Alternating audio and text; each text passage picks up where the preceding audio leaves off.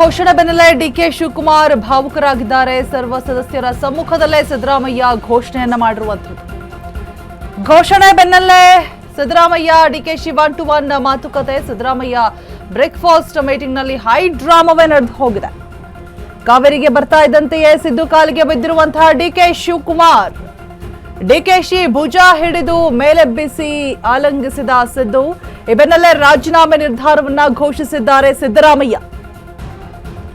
ಸಂಪುಟದ ಸರ್ವ ಸದಸ್ಯರ ಸಮ್ಮುಖದಲ್ಲಿ ಸಿದ್ದು ಘೋಷಣೆ ಮಾಡಿದ್ದಾರೆ. ಸಿದ್ದರಾಮಯ್ಯ ಘೋಷಣೆಯ ಬೆನ್ನಲ್ಲೇ ಡಿಕೆ ಶಿವಕುಮಾರ್ ಭಾವುಕರಾಗಿರುವಂಥದ್ದು. ಸರ್ವ ಸದಸ್ಯರ ಸಮ್ಮುಖದಲ್ಲಿಯೇ ಸಿದ್ದರಾಮಯ್ಯ ಘೋಷಣೆ ಮಾಡಿದ್ದಾರೆ.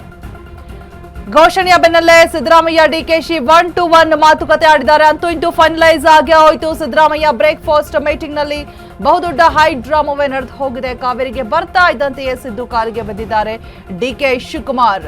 ಫೈನಲಿ ಈ ಕುರ್ಚಿ ಕದನ ಅನ್ನುವಂಥದ್ದು ಯಾವಾಗ ಫೈನಲೈಸ್ ಆಗತ್ತೆ, ಏನ್ ಹೇಳ್ತಾರೆ ಸಿದ್ದರಾಮಯ್ಯ, ಬ್ರೇಕ್ಫಾಸ್ಟ್ ಮೀಟಿಂಗ್ ನಲ್ಲಿ ನೆನೆ ನಡೆದಂತಹ ವಿಚಾರಗಳ ಬಗ್ಗೆ ಚರ್ಚೆ ಆಗತ್ತಾ ಅನ್ನುವಂತಹ ಕುತೂಹಲ ಇತ್ತು.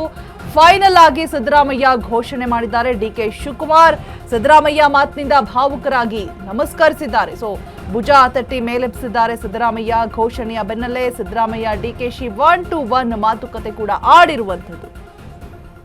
ಎಲ್ಲೋ ಒಂದ್ ಕಡೆ ಪಟ್ಟದಿಂದ ಕೆಳಗಿಳಿತಾರಾ, ಅಷ್ಟು ಈಸಿಯಾಗಿ ಪಟ್ಟವನ್ನ ಬಿಟ್ಕೊಡ್ತಾರಾ ಸಿದ್ದರಾಮಯ್ಯ?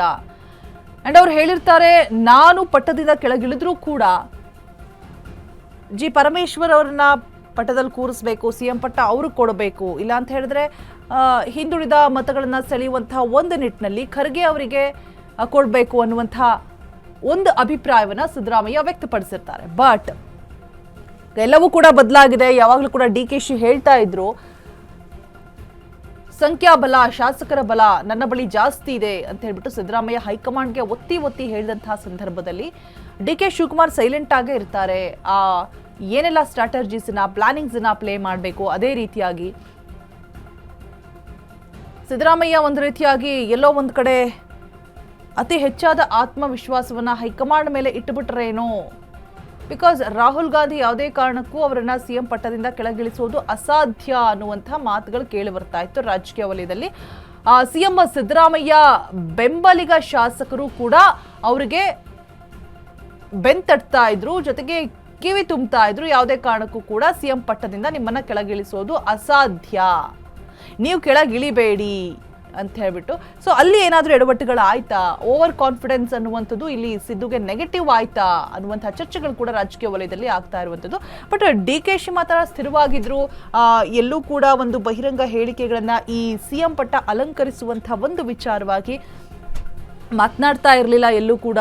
ಆ್ಯಂಡ್ ಅವರ ಬಣದ ಶಾಸಕರು, ಸಿಎಂ ಡಿಕೆಶಿ ಬಣದ ಶಾಸಕರುಗಳು ಅಂತ ಏನೆಲ್ಲ ಇರ್ತಾರೆ ಅವ್ರಿಗೂ ಕೂಡ ಒಂದು ಸಲಹೆ ಸೂಚನೆಯನ್ನ ಕೊಡ್ತಾ ಇದ್ರು. ಯಾವುದೇ ಕಾರಣಕ್ಕೂ ಕೂಡ ಬಹಿರಂಗವಾದಂತಹ ಹೇಳಿಕೆಯನ್ನ ಕೊಡಬೇಡಿ, ಚರ್ಚೆಗೆ ಗ್ರಾಸವಾಗತ್ತೆ, ಸಾಕಷ್ಟು ಸಮಸ್ಯೆಗಳಾಗತ್ತೆ, ಅದರಿಂದಾಗಿ ಹೈಕಮಾಂಡ್ ಸೂಚನೆಯನ್ನ ಕೊಟ್ಟಿರುತ್ತೆ, ಯಾರು ಕೂಡ ಬಹಿರಂಗವಾದಂತಹ ಹೇಳಿಕೆಯನ್ನ ಕೊಡಬಾರ್ದು ಅಂತ. ಈ ಯತೀಂದ್ರ ಸಿದ್ದರಾಮಯ್ಯ ಇನ್ನು 5 ವರ್ಷವೂ ಕೂಡ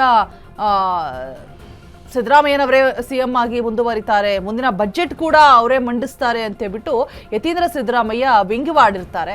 ಸೊ ಆ ಸಂದರ್ಭದಲ್ಲಿ ಸಿದ್ದರಾಮಯ್ಯ ಕೂಡ ತಿಳಿ ಹೇಳಿರ್ತಾರೆ, ಕರೆದುಬಿಟ್ಟು ಆ ರೀತಿಯೆಲ್ಲ ಬಹಿರಂಗವಾಗಿ ಹೇಳಿಕೆಯನ್ನ ಕೊಡಬಾರ್ದು, ಹೈಕಮಾಂಡ್ ಸೂಚನೆಯನ್ನ ಕೊಟ್ಟಿದೆ ಅಂತ ಹೇಳ್ಬಿಟ್ಟು. ಸೊ ಡಿಕೆಶಿ ಆ ವಿಚಾರದಲ್ಲಿ ತುಂಬಾ ಸೂಕ್ಷ್ಮವಾಗಿರ್ತಾರೆ, ಎಲ್ಲೂ ಕೂಡ ಯಾವುದೇ ರೀತಿಯಾದಂತಹ ಬಹಿರಂಗ ಹೇಳಿಕೆಗಳನ್ನ ಕೊಟ್ಟಿರೋದಿಲ್ಲ.